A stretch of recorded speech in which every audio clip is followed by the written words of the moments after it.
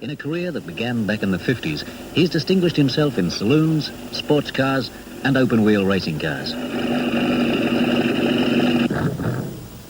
Ian is younger and bigger. He's jovial off the track, deadly serious on it. Because of his size, he drives a big car and drives it like few men can.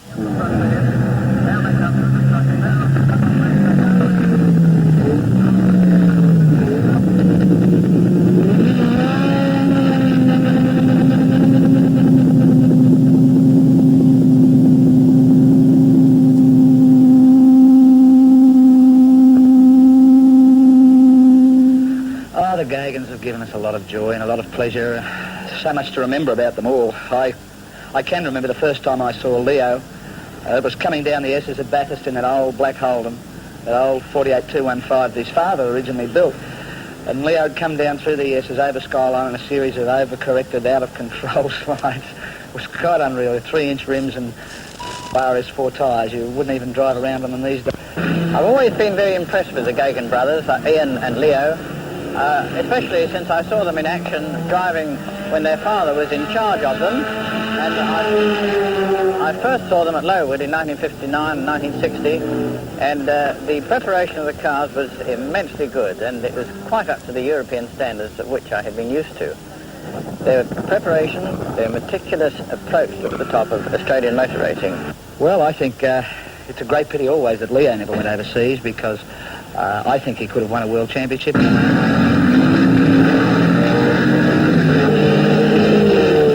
Leo Geoghegan's motorsporting career began back in 1954. He campaigned a black Repco Holden for 7 years and was outstanding in the days when the old Holdens were tops of the tin tops. Few remember that he helped pioneer the swing to minis. From the saloons, he developed into sports cars and open wheelers. And for 16 years, Leo Geoghegan was a top name in Australian motor racing.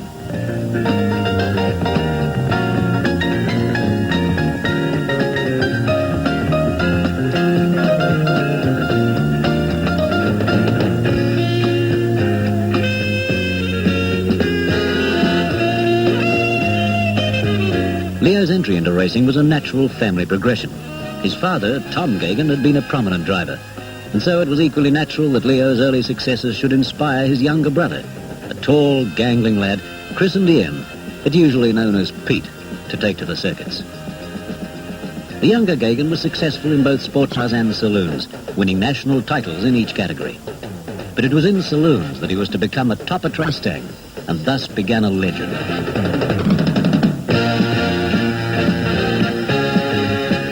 For years, the two brothers made the Geoghegan name synonymous with success.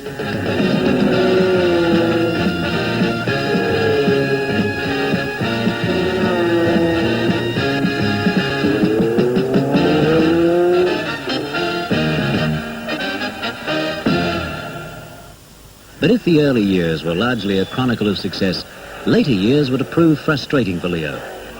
Acknowledged one of the nation's best drivers, he was to experience 4 years of disappointment in his quest for the top honour in Australian motor racing, the CAMS Gold Star.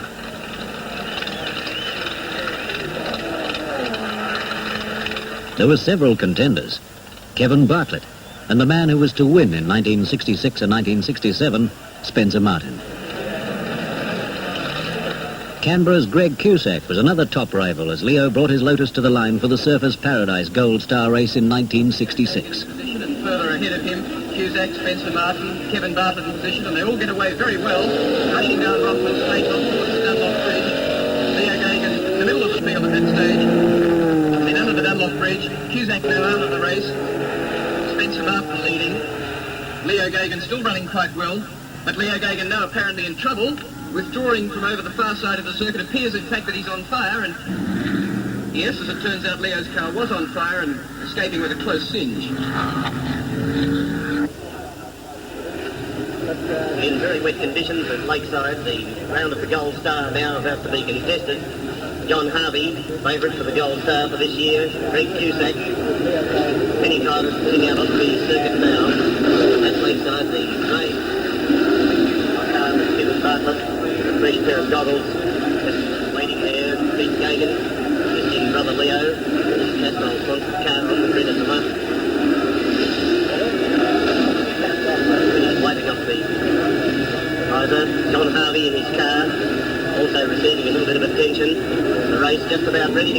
away, and there it is, the 1 minute board. Flag drops and away they go. A very good start of the car. More off this modern track and off the grid. Oh, great start there by Bartlett, who shot from the third row and came right around the outside in the third position. The car screaming the elbow towards the carousel. Gagan still in the lead, just very narrowly from Harvey as they shoot over the top and down towards the straight. Long rooster tails of spray fly from the backs of the cars. Here they come again, round through the long sweeping bend up past the pits, and it's Gagan still going very, very well, although he hates wet driving. Leo Gagan now not at all happy. The car not going quite so well, and oh, he's fun, he's lost it right on the carousel. He's gone right around, out of the race completely. The Gold Star is awarded by the Confederation of Australian Motorsport to the champion driver in a series of interstate races. Points are scored for results in each race. Some great drivers like David Mackay and his protege Greg Cusack have tried to win without success, as has John Harvey. Frank Gardner returned from England occasionally to run with the Mildren stable, but it was his younger teammate Kevin Bartlett who scored Gold Star honours in 68 and 69. Not that these years were without success for Leo. Race about to begin. Jack Batten on pole position in his World Championship car. Alongside him, Leo Gagan. Spencer Martin on the inside. And away they go. A very good start. They've all got away down to that big straight they go. Into the left-hander, into the right-hander. Away they go. With Gagan leading the field now as the cars stream away down the long back straight up towards the Lukey Mufflers Bridge. Gagan flashes down the straight once more, receiving a pit signal as he goes up, brakes hard for the left-hander at Shell, down through the Essence to Goodyear corner. Here comes Gagan once more now, passing the slower cars as he comes through to win the race and win his Gold Star race.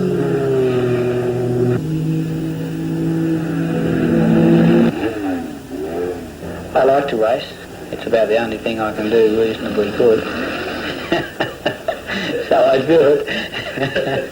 And your wife, how does she feel?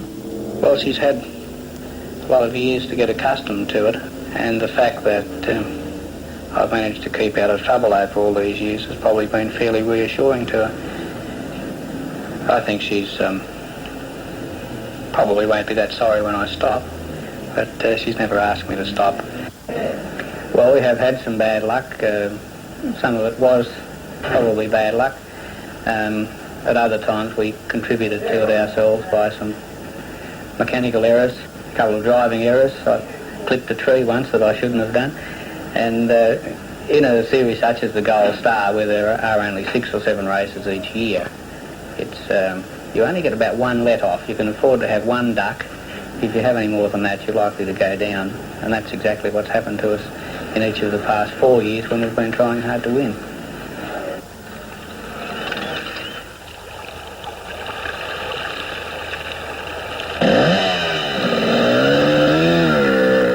Pete Gagan is different in many ways to brother Leo. For one thing, his idea of relaxation is less conventional.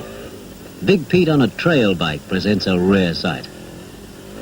Much more familiar to racegoers around Australia is the sight of the younger Gagan in something a little bigger.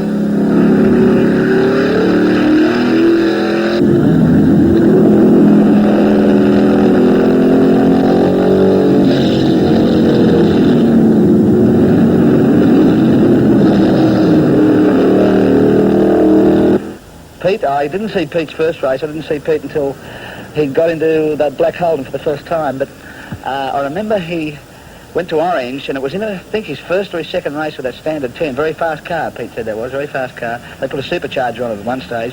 Anyway, he finished up stuffing the Standard 10 through the fence at Orange, and it was almost the end of Pete's racing days. I think Pete got too fat to drive open wheelers. I think this is simply it.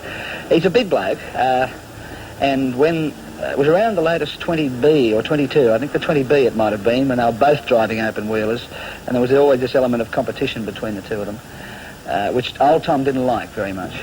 But then Pete had his only prang, the only really prang, where he lost a wheel off the Lotus and it deposited him out on the seat of his pants at the bottom end of Warwick Farm and took all the skin off his back.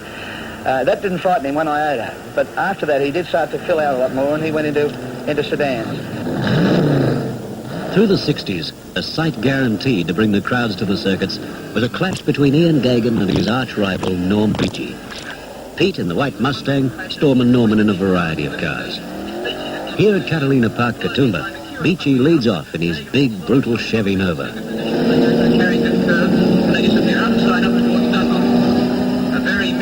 Leo watched from the pits. In some of Pete's major events, I've probably been more nervous than he is. It's very difficult to stand in the pits and watch a race evolve, particularly if it's a critical race, such as when the Australian Touring Car Championship was decided with one race instead of a series, and you were either the Australian Touring Car Champion or you weren't after one race. That was very, very nerve-wracking to observe because it is a very important event.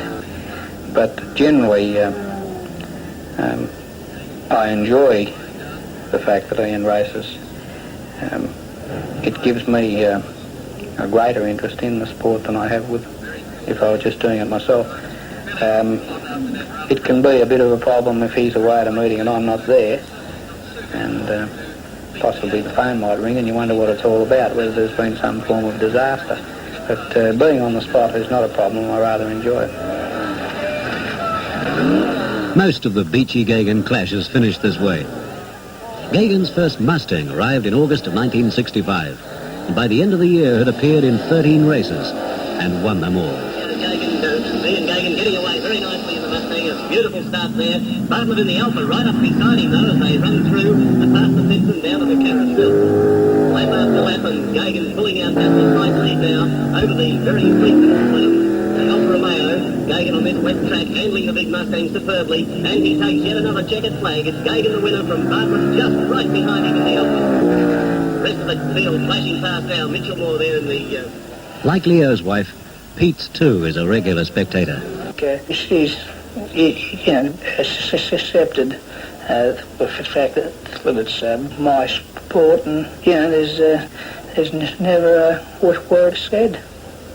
Well, I think she'd prefer it if I were the Tiddlywinks champion. Pete took his first national title in 1963. That was for the Australian Sports Car Championship. He won again in 1965 and again in a Lotus 23. With touring cars, he was even more prolific, winning the title in 1964 and then later with Mustangs in 1966, 67, 68 and 69. Dashing away in car number one, the successful Mustang with 75 starts and 69 wins to its credit at this stage. Beachy still in second position in the newly acquired Nova. With such a record, it was surprising to see him out of a place. But it happened at Warwick Farm in 1967. Behind him a little bit. Causeway, Geoghegan, nicely lined up, coming over on his own.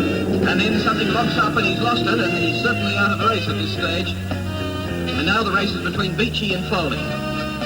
Beachy trying desperately to move the Nova away from the diminutive Mini that's pursuing him and hounding him as he runs around Warwick Farm. Through Paddock Bend goes Beachy. Creek Corner, Beachy, car number 4, still being followed closely by Foley. Across the causeway they go. Foley making up ground, but lacking desperately the necessary power to get past the big Nova. Off the causeway and the Mini very tidy, and then on the pit straight. Beachy still only about a second in front of Foley, or less. Through Paddock Bend, Foley very, very close. Only tenths of seconds between them. Draws alongside as they come to the causeway, tucks in behind him, gets too tight, and then loses about 5 or 6 car lengths. Again having a go on the outside as they come to the causeway, but won't be able to do anything and have to sit in behind him and follow him very, very closely as they go across the causeway, but it's Beachy the victor, and Foley will come in about 6/10 of a second behind him. And Pete Geoghegan's car coming back. This was a rare sight in the 60s, which saw some great touring car races, and no one was a greater crowd pleaser than Norm Beachy. And no one chased him harder than Brian Foley. Other top names of the period included Jim McEwen, who drove a Lotus Cortina and Porsche, and Bob Jane, who liked his cars big and powerful. This was the era of the chase, real goodies and baddies stuff in which big cars were hounded by packs of minis. It saw some heroic driving.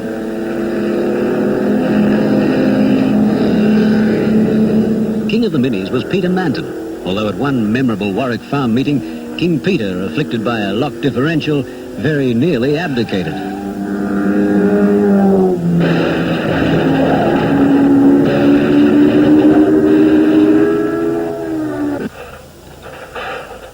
feature of the Geoghegan Mustang has been its reliability. Ian's chief mechanic, Mick Lambert, has made it that way, progressively modifying the car to keep it a winner. He does it his way. Pete doesn't interfere. But we're mechanically minded, and that's where it starts and finishes.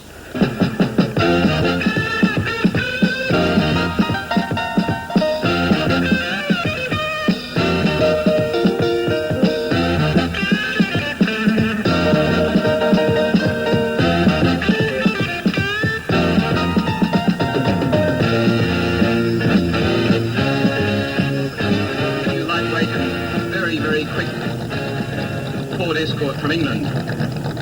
Pete quickest in practices yesterday, brings the car therefore up into pole position and now quietly awaits the start. Alan Moffat second fastest car in practices, and then the national flag in the air and drops, and power applied very smoothly and quickly to both cars, but Pete gets the benefit and jumps away from Moffat, and then Rogerson follows.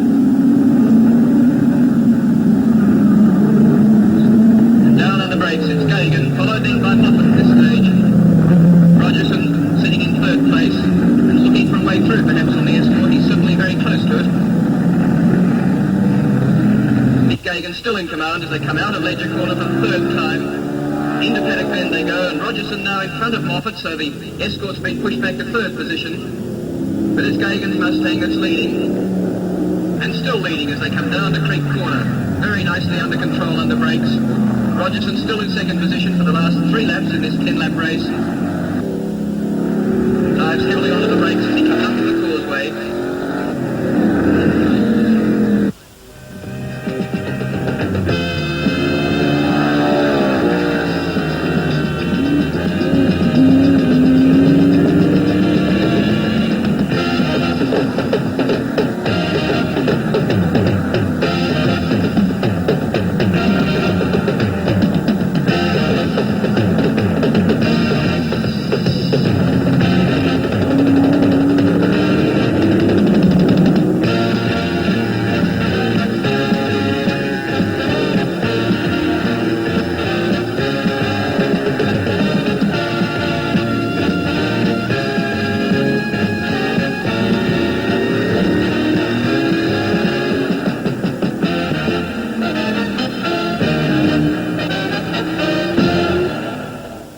One race win that eluded the brothers during the 60s was the Bathurst 500, an event that attracted top drivers in standard production cars for 130 laps of the testing Mount Panorama circuit. For 1969, the Geoghegans were in a Falcon GT. Pete drove first and had pole position on the grid. In the Holden Monero, and as they jump, Pete gets a good start, but Cook a little bit more slowly away with Mackay on their outside. And coming through appears to be Sava, going very He made a good start, which was just as well, for only the front runners were to clear the first lap holocaust that was soon to come up on the mountain. Philip Bond in there in the Monero, fighting and bustling, trying to find his way up into the field.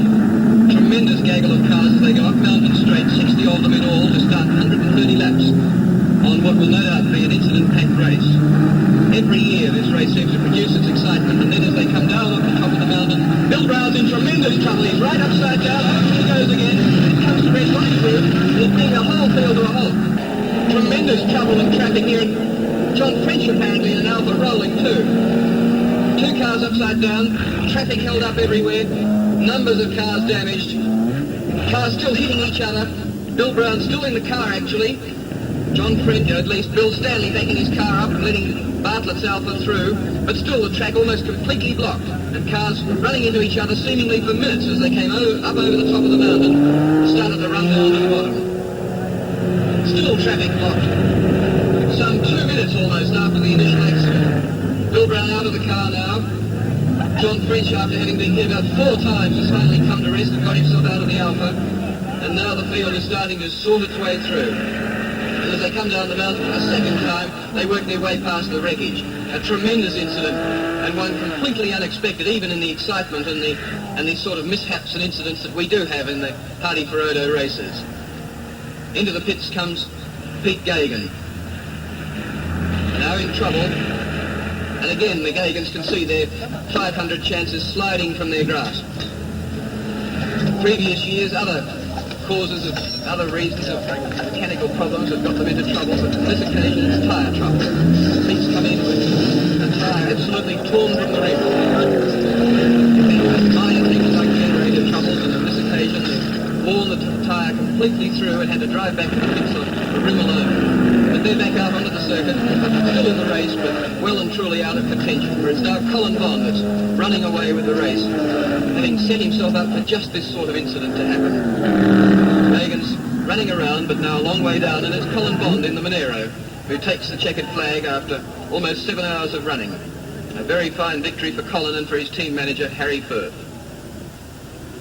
Ian stood down for the 1970 Hardy Ferodo, and Leo elected to drive solo in a pacer. He has had every attempt made to prevent a mishap, such as the one we saw in the previous year. As far as the Geoghegans are concerned, Pete is not running this year, and Leo's running a potential class-winning car, a two-barrel Valiant Pacer running in Class C with relief driver Nick Lettinger. But as the flag falls on a 2-2 grid this year, it's Alan Moffat who jumps away very quickly and well from pole position, running again, of course, in the GTHO Falcon. Further back in the field, the Pacer's starting to come through, and Chivers and Geoghegan prominent. And down through the S's, proliferation of the V8 GTHOs, some 19 of them entered for the race. Many Tirana XU1s as well. Leo Geoghegan cleanly and quickly through the S's. Down at Forest Elbow, cars hard onto the brakes. They wash off quite a lot of speed, and Leo is easy and quick and efficient as ever, but primarily easy on the car, as he always tries to be in these long-distance races, through Hill Corner. And certainly, he nurses the cars along. I think that Leo is probably the safest driver of racing in Australia today.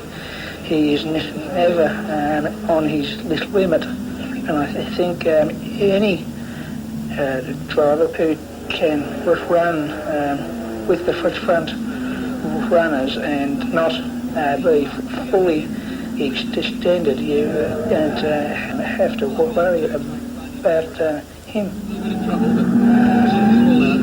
And then Leo again, whipping it quickly and tightly down through the S's. But this year it's Alan Moffat that wins for Ford.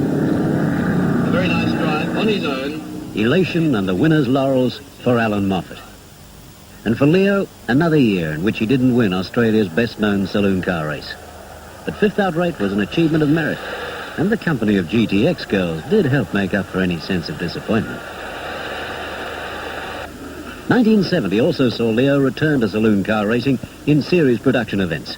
He led the Pacer team in this race at Warwick Farm. Now, where I started in a saloon car. I haven't driven one for many years, and now I'm back there. It's not particularly difficult to step back out of the Lotus into a slower car such as a saloon, and it does give me lots of driving miles. It's very good because it's quite easy to get a little stale if you don't drive often enough. I've probably done more miles in 1970 than I have in any other 3 years. Coming back onto the track but losing. And the rolling start of Orange Park for the final of the Total League Series. On pole position was Leo Geoghegan. Still leads as they go into CC corner. Storming through the entrance now. Geoghegan and Morris. This is a fantastic duel. For 60 laps, these two cars have been nose to tail. Geoghegan still just slightly ahead in car 17, the big Pacer, and right on his tail, going through is Bob Morris. For a while we've had Des West up there with them too, but Des West has dropped down. There's Morris going up on the outside again at BP, but he just can't quite do it, and Geoghegan still holds him out. A tremendous race this one. Geoghegan is a Pacer. It's Bob Morris in the through the traffic and down into the S's. And there they are, passing the big V8 Fords too in race 5. While series racing was an important part of Leo's program for 1970, the major project was to try to win the Gold Star. Charged with preparing the new 2-litre Australian Waggot engine was Leo's chief mechanic, Ian Anelzak. At the moment, it is very reliable. This has accumulated over the 12 months that we've been developing the car and the engine. Previously, when we first installed the engine, we had some lubrication problems, but we altered the oiling system in a few places. It's proved most reliable. And in the early days, we used to pull the car down every 200 miles for like an inspection and crack test. And now we run the car for a period of 600 miles. Malala, South Australia. I think everyone's nervous before a race. It's very, very difficult not to be. I still am. A race meeting, particularly a major race, is a culmination of many days, possibly weeks, of a building up of tension, possibly a great deal of work, a great deal of testing, some problems, some frustrations. And the last few minutes before a race are quite difficult to put up with. It's very nice to actually get down in the car and strap up and get out on the grid because you know you're about to do something. The second place at Simmons Plains did not finish at Lakeside. Second place also at Oran Park. First at the Warwick Farm Gordon Trophy. The fourth place for John Harvey at Sandown. Leo Gagan is the one that everybody's watching. Other contenders, of course, Bobby Stewart just recently purchased the Alex Hilton car. Gagan in the Castrol Lotus up there just waiting on the grid and ready to get underway. Max Stewart, John McCormick has put in fastest practice time, a surprise of many of the old heads. The cars on the grid now, tension mounting as this the final Gold Star Series, the Gold Star Race Course, 1970, and everything hinges on it. Any one of the three drivers will win it. Harvey, Stewart, or away they go through it. A good start by John McCormick and plans for the lead as the Alpha Ritco takes it down very nicely. Gagan closing up on him as they run down through Castrol, out in the S's now, up to Woodruff's corner, and it's Gagan who's now in the lead as they go through. Gagan going very nicely, has played the waiting game, and now is going to go through, and it looks at this stage. After 16 years waiting, one race is almost an anticlimax. Leo needed to finish first to take the Gold Star.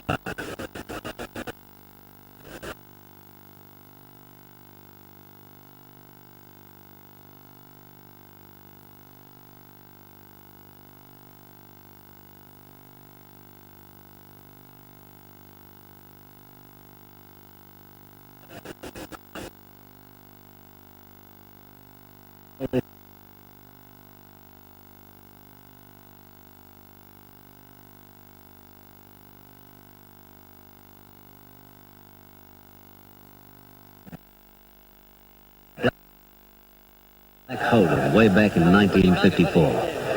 For Leo, it had been a long road, and he travelled it with dignity, and now reached the ultimate success.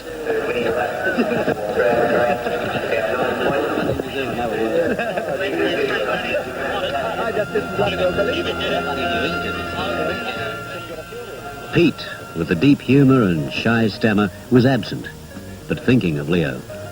Well, I think it was great. I don't know why he didn't do it for 5 years sooner. That's all.